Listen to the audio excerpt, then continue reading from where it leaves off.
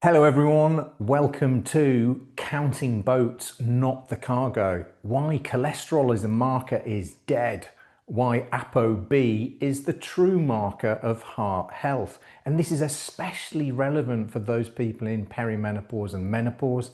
Why estrogen plays a massive role in how you regulate your lipids, your fats. So this is going to be informative. It's going to be a little bit fun because heart health does not have to be boring. In fact, it's very, very exciting. It makes your heart beat. Let's go through a glossary of terms. Before we do that, let's put this in perspective. Why are we doing this? Well, most of us grew up hearing that high cholesterol causes heart disease. Not quite true. What if that story is incomplete? And what if it's not just about cholesterol, but the number of particles carrying it? So before we dive in, let's ensure we're all speaking the same language. This is our glossary of terms in layman's language, in layman's explanations. So what we're talking about makes sense and you will remember it. So what is cholesterol? Well, it's a waxy substance which is found in every single cell of the body. Just 37 trillion of them, by the way. It's essential for you making your hormones. It's essential for you making the type of vitamin D your body uses. And it's actually essential for your cellular membranes. When you think about that, that's the packet, the lining of every single one of your 37 trillion cells is dependent on cholesterol. So we can see straight away that cholesterol is not all bad. It's the building material your body uses to make all steroid hormones, estrogen, progesterone, testosterone. It's essential, but what the takeaway here is, you want it in as few deliveries as possible. And we'll unpack all of this as we go through it. LDL, low density lipoprotein, it's just one of the 14 types of protein. There isn't just a good cholesterol and a bad cholesterol. Let me say that again. It's one of the 14 types of cholesterol. What it does is it transports the cholesterol, right? It's the boat which transports the cholesterol from the liver to tissues where it gets used. It's, if you want to think of it like this, it's the boats that carry cholesterol cargo down your bloodstream. Imagine your bloodstream as a river network, a beautiful delta. If there's too many of those boats, the small boats, they can bump into the riverbanks, which are your arteries, and that can start the plaque formation. HDL, well, that's high density lipoprotein. What you will have heard is that people say this is the good cholesterol. Well, what it does is it collects cholesterol from the tissues, okay, where it's being used, and it recycles them and brings them back to the liver. These are like the river rangers going around your delta, your arteries, collecting cargo and bringing it back to port where it can be recycled. ApoB. Now this is really where the magic and the understanding changes, where you're going to get all of this aha light bulb moments. Apolipoprotein B. It is the protein that you find on all of these smaller, more dangerous boats. Bear with me. On things like LDL, VLDL, which is very low density lipoprotein, and also in LPA, which is the alpha wolf particle. And there's one of these proteins per boat. Now, the way to remember this and think about it is ApoB is the captain on each boat, and it's not a very good captain. ApoB is a bit of a drunk captain that's been maybe having a few lunchtime drinks and saying to everyone, don't worry, I'm a better sailor when I've had a few drinks. But he's always crashing into the side of the riverbanks, your arteries. And counting ApoB, these drunk captains of the boats, is a really good way of counting the number of dangerous boats on the river. It's not the volume of cargo that they're carrying, which is what you see in your old cholesterol test. So we're beginning to get a bit of a view here that counting cholesterol, which is the cargo being transported around your body, isn't really as informative as if we just count the number of drunk river captains who are likely to crash the boat carrying those cargoes. And the final thing we need to understand for this is triglycerides. Now that's just a form of fat that gets stored for energy. High levels indicate that you've had excess sugar in your diet, and really think of these barrels of fuel which go along next to all these river boats going around your body.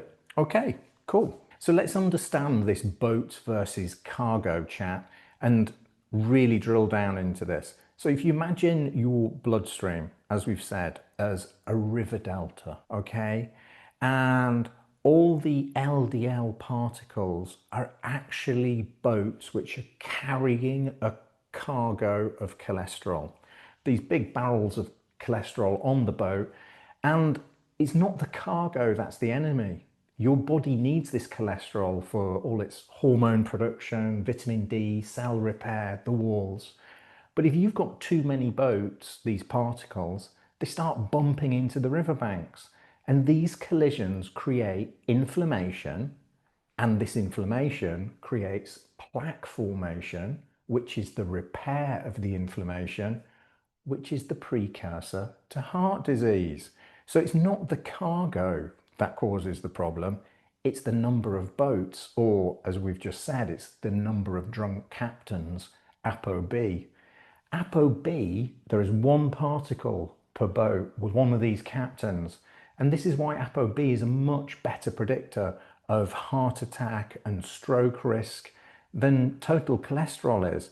Total cholesterol kind of looks at the problem, but really sideways. It's not giving you information to make an informed decision about things like statins, which could change the rest of your life. So here's why the discussion heats up, because menopause, estrogen and cholesterol all interact. Estrogen has a really protective role, and this is one of the reasons that bioidentical HRT, if used strategically, can actually save lives. Estrogen increases LDL receptor activity, and what that means is it helps the liver pull LDL from the bloodstream. It improves HDL function, the cleanup team, the river rangers, and it lowers inflammation and oxidative stress, which is inside your river delta, the blood vessels. It helps your blood vessels stay elastic. So when estrogen starts to fall during perimenopause and menopause, we see dramatic spikes in LDL, bad cholesterol, as these receptor activity goes down. HDL often drops as well. And then inflammation starts to increase because you've got more LDL and you've got less antioxidant estrogen. When this happens, ApoB, the number of drunk river captains or boat captains, climbs. You've got more boats, you've got more traffic, you've got a higher crash risk. Suddenly, you've got more traffic on the river with more bad captains. And this is why females who've never had cholesterol issues suddenly see elevated numbers in midlife. It's not bad luck, or it's not something you're doing wrong. It's biology, it's biochemistry. And it's not that your body's turned against you at 50. It's just lost its estrogen traffic controller. So what is ApoB and why does it matter to you? As we were saying before, ApoB is the captain, the drunk captain protein attached to each LDL, VLDL cargo and LPA particle. Each boat going around in your river delta has one ApoB molecule. So measuring the ApoB rather than the cholesterol will give you a direct count of all of the particles that can cause arterial damage. And this is why it beats just traditional cholesterol tests. Quite often people just get a cholesterol number and somebody says it's bad, it's good. That's not telling you anything at all. And if your primary care practitioner is trying to make a decision on that, it's probably time to find a new practitioner. So when we look at LDL-C, this number just measures cholesterol mass, not the particle count. Two people can have the same LDL-C, but totally different number of drunk river captains, APOBs. APOB reflects the true risk. And studies have now shown that ApoB predicts heart attack and stroke better than any cholesterol number. It shows you the real risk, the hidden risk. And this is particularly the case when you look at metabolic syndromes, including insulin resistance.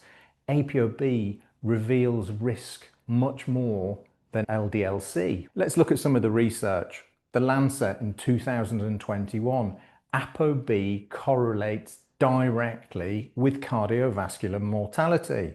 Lipid Journal 2024, consensus paper, ApoB is a super predictive marker.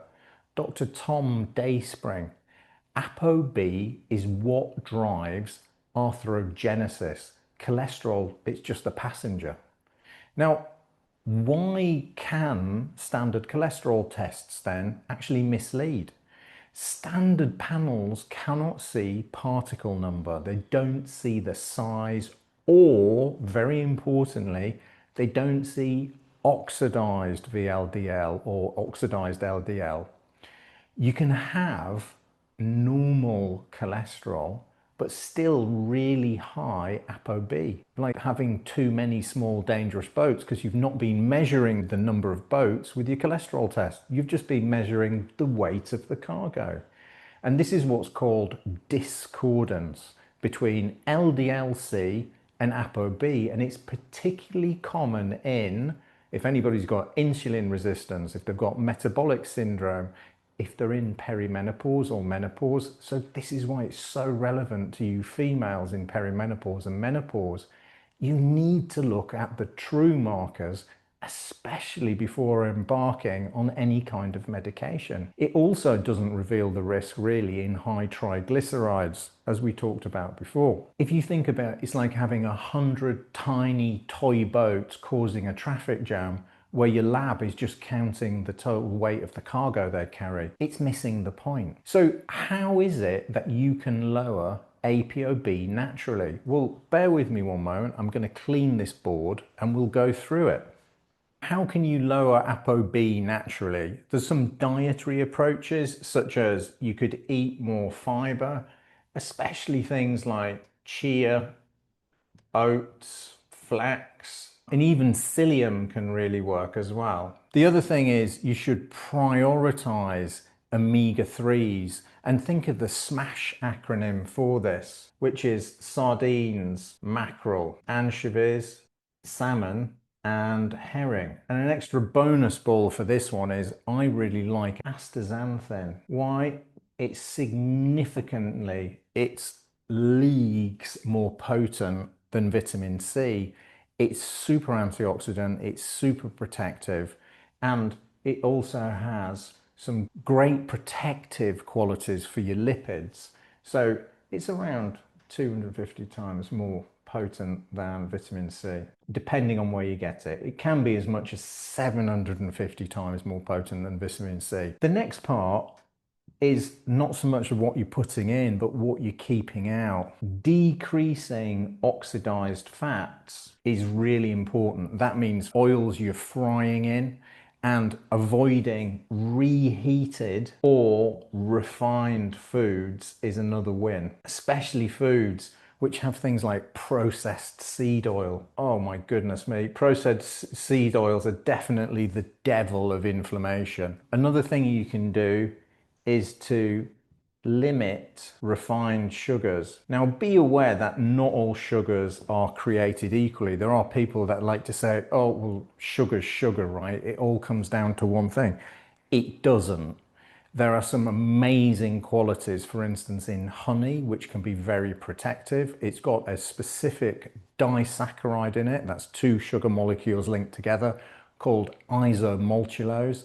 And that's been investigated for its ability to actually lower diabetes symptoms. So not all sugar is sugar. It comes with it lots of antibacterial benefits, antiviral components, and it can even help you beat candida. So think about some sugars as functional and select those rather than the refined sugars to pick up the big marks here. Now, be aware that the refined sugars do drive something called VLDL, which is the very low density lipoprotein boat production in the liver. We don't want that. Another thing you can do is increase consumption of polyphenols. Now, these are very protective plant compounds, and they can be found in things like berries, green tea, extra virgin olive oil. In fact, there's some research coming out showing that extra virgin olive oil is one of the most potent protective substances against skin cancer. Some other things you can do in terms of supplements is to take things like, for instance, berberine, which can have really positive effects on your LDL expression. There are things like red yeast rice, but please use that with caution. Why? Well, to be honest, red yeast rice works very similar to the way statins do. So you want to do that with the guidance of a practitioner. So we've covered some foods. Let's go on to some lifestyle factors.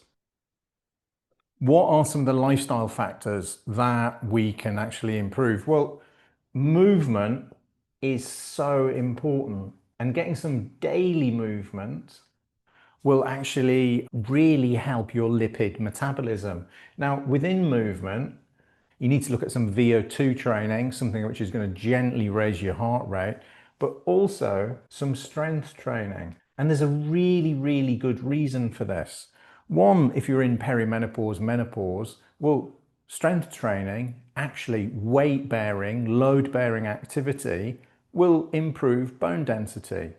But also, when you're contracting muscles, what you're doing is you're improving glucose transport, and that's drawing sugars from the serum into the muscle, and that gives you lean muscle growth. So it's a win-win.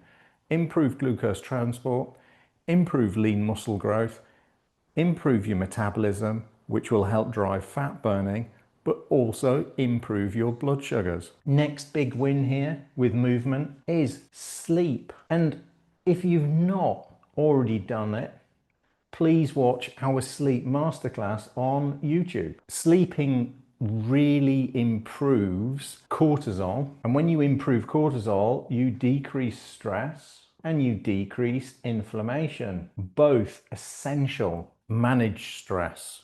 Oh my goodness, cortisol so impacts lipid metabolism. It's your body, it's your business. What you choose to do is entirely your choice, and I respect it. But one of the biggest wins, it would be wrong of me not to share this with you, one of the biggest wins you can do is to stop smoking. Why? Smoking directly creates oxidized LDL, which is really damaging. It's one of the type of boats which is much more likely to crash into the riverbank. Be moderate with alcohol. Why? Alcohol is incredible at raising inflammation. It also works as a stressor on the body. There is some research that's saying very small doses of very specific quality red wine may raise HDL. But to be honest, the majority of research these days is showing that any amount of alcohol is going to raise triglycerides. One of the biggest wins you can do is to reduce inflammation at the source. This is seal and heal the gut, because you lower something called endotoxin load. This will also help you support mitochondria, energy, focus, because you'll be subjecting yourself to less oxidative stress. Now, a classic one here is maintain a healthy weight.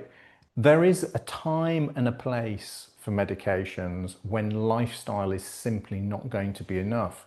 Now, we're not against all medications. What we are about is informed decisions around medications. And if ApoB remains high despite your best efforts, and there's only a certain degree genetically that you can influence it, then certain medications can help.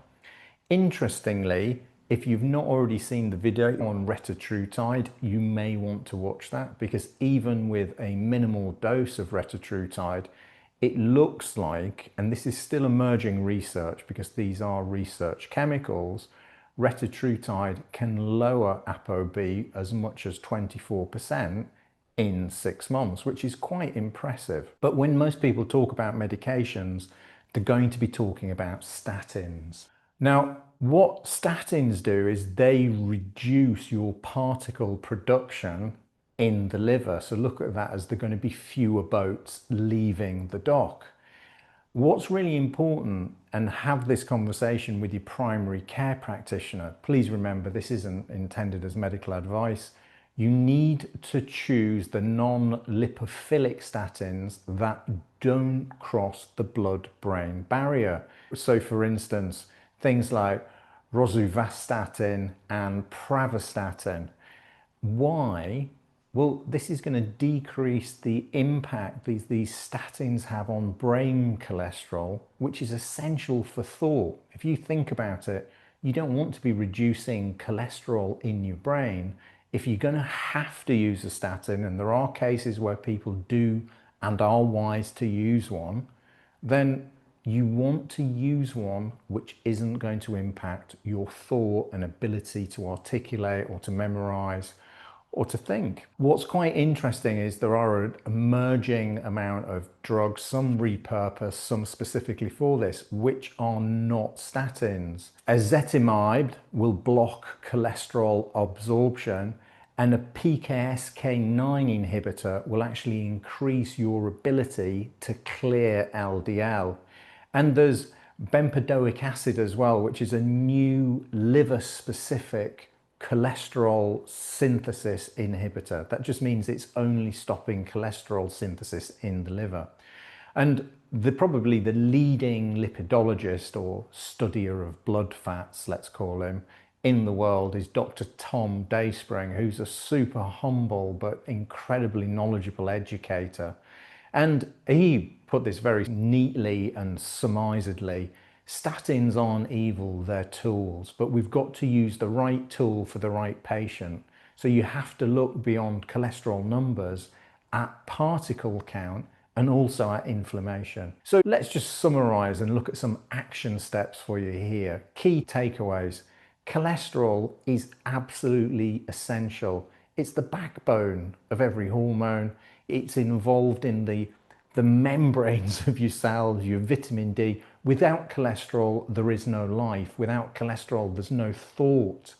Menopause is going to change the rules. With less estrogen, there's going to be an increase in lipid chaos. So if you want to understand the risk, the true measure of risk is APOB. APOB counts the boats. Be aware that you have lots of influence of lifestyle and diet which can drop APOB by improving particle clearance and by improving and reducing inflammation. That's really important. Medications can help when chosen wisely and monitored, and work really, really closely with a quality primary care practitioner who understands this. So what are your action steps? Well, you can ask your doctor for an ApoB test. It's cheap, it's simple, it's revealing.